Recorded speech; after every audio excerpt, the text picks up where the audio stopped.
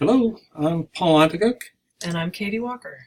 and we're going to talk about a historical perspective on schools and Alaska Native communities and cultures and peoples.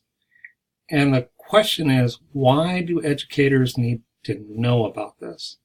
That's what we're going to try and address.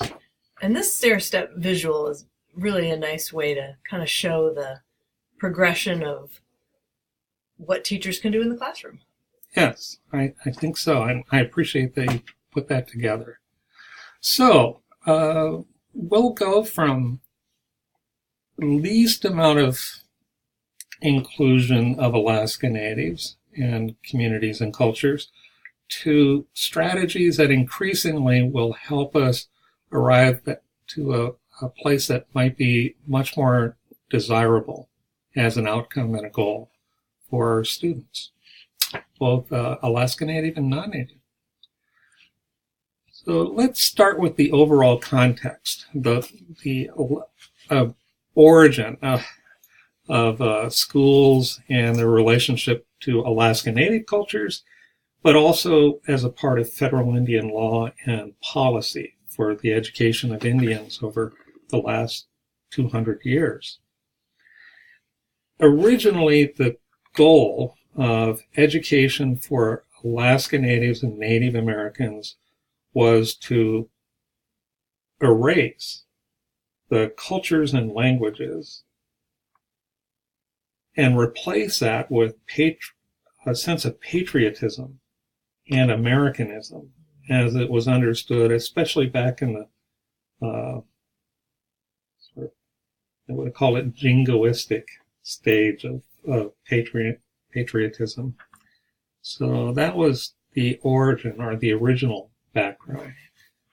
And schools don't operate in a vacuum. We operate within this context of history and events and what parents experience and grandparents, particularly in Alaska Native communities, they tend to be much more closely bound to history and events.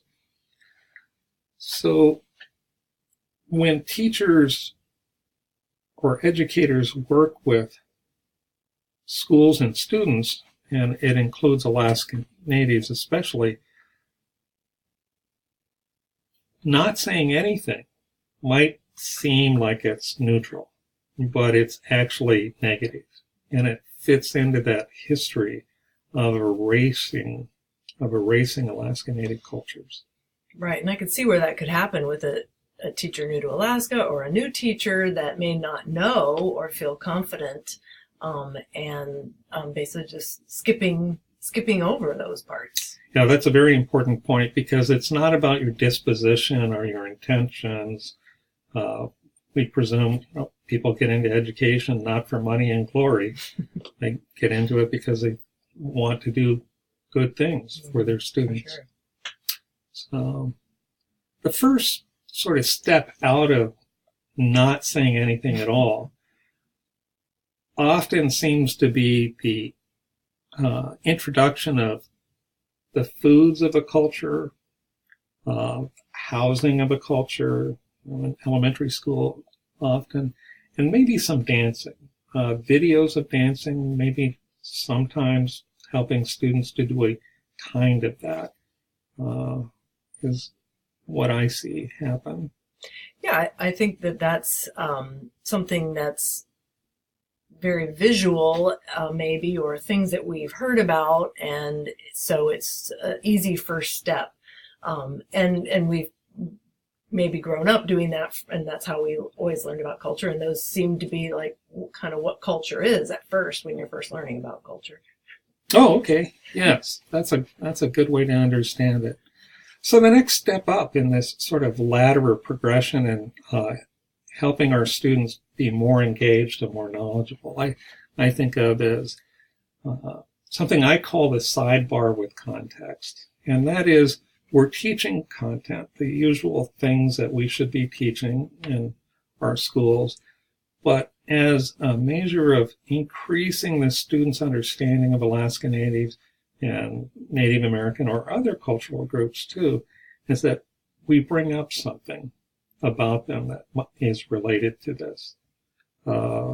So talking about civil rights, and we mentioned Elizabeth Peratrovich, and meant say something about how significant she was, and then it might move on.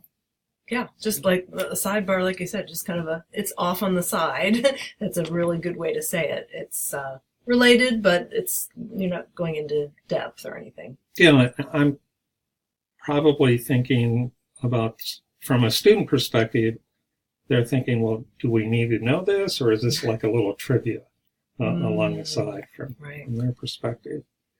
So, but if you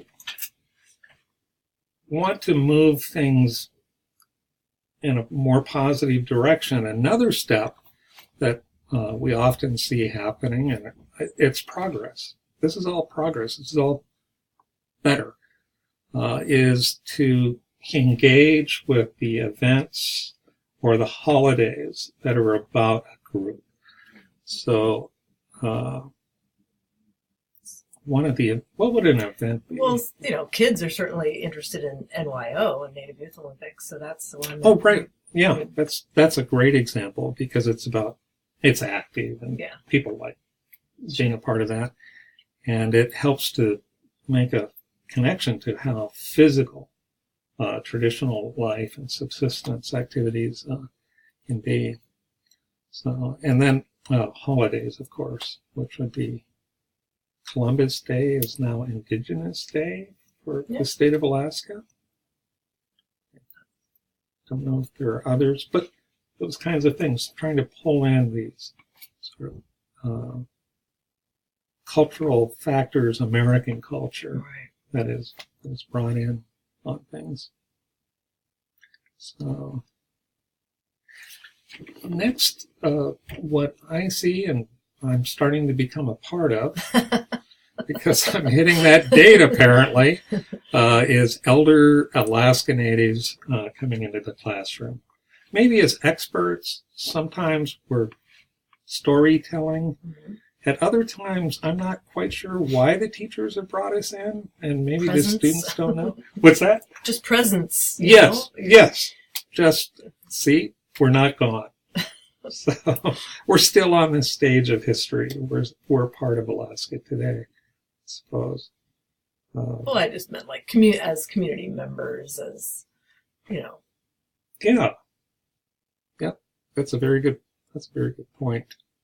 So, and that helps to make it current. And I think that's a nice step. So we're not just doing the traditional pre-contact view of Native cultures. That's a good point. So, live people for the first time in our steps. Yes, we're there. So, and then moving up from that might be extending that initial contact and meeting with an Alaska Native, because now we have memoirs. We're getting more and more memoirs of Alaska Natives describing their lives. And if students read a selection from those, or maybe you select one of the books for everyone to read as a part of literature, in some way blending these experiences into classroom content, that's a big step. So, do you have a favorite? Well, at Chukchi College, they taught the students made an anthology of their own stories, which I read, and that's my favorite. That was, I don't remember the title, but it was John Creed and Susan Andrews teaching, and the students wrote wonderful stories, and that was really my introduction to that region. So I learned a lot from it. Kotzebue area. Yeah, Kotzebue area. Yeah. So that's great. And that's a great example, because I remember treasuring mine, and it's walked away. Somebody borrowed it, and it's still awaiting return. So, but yes. And I think about 50 Miles from Tomorrow with Willie Hensley, or Holding Carlo, Nulato and Indian Life. I just love that one. But there are a lot of them. Delmo Wallace. Yeah, I was just going to say, Bird Girl. Yeah, good points.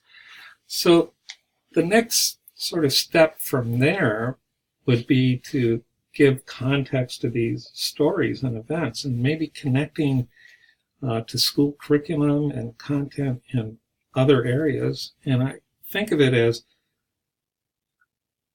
helping our students see that Alaska Native issues and organizations are current issues and an increasing part of the Alaska story as a whole. Maybe with tribal governments and what they're doing today, the Indian Child Welfare Act, Alaska Native nonprofits, healthcare. Yeah. Yeah. And of course, the Native corporations. Yeah, and that fits across the curriculum. Yeah, it helps on. I think you're right. At that point, students are having a pretty rich experience, I think, and knowing more and feeling comfortable about asking questions, real questions that they might have. It's maybe far enough along that it's starting to happen. So what's our ultimate goal in all this? I think teachers need to feel very comfortable to let students, start exploring on their own and things that they're interested in, and going out and interviewing or researching or what else would they do to explore on their own? Oh, research is a great part of it. The Google searches and at whatever level of research it is. Right, whatever age the students are. Yeah. So, yeah. And of course, teachers have to be comfortable doing that as well. So there's this trick about this in an Alaska context. And I think of it as, it's one thing if I'm teaching about something about Japan here. It would be an entirely different thing if I'm teaching Japanese about something I know about Japan. That it just raises the whole level of the game, right?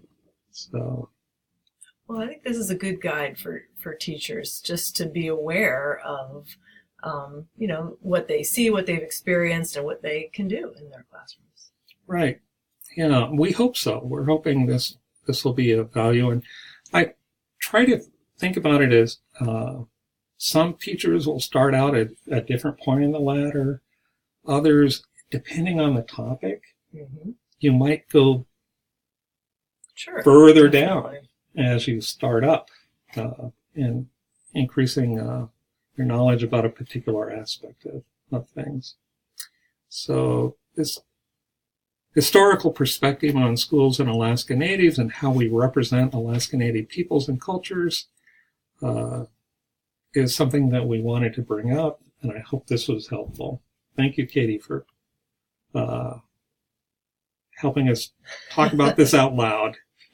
Well, sure. Thanks, Paul, for your expertise. This is really, I think, is laid out in such an easy way to understand it.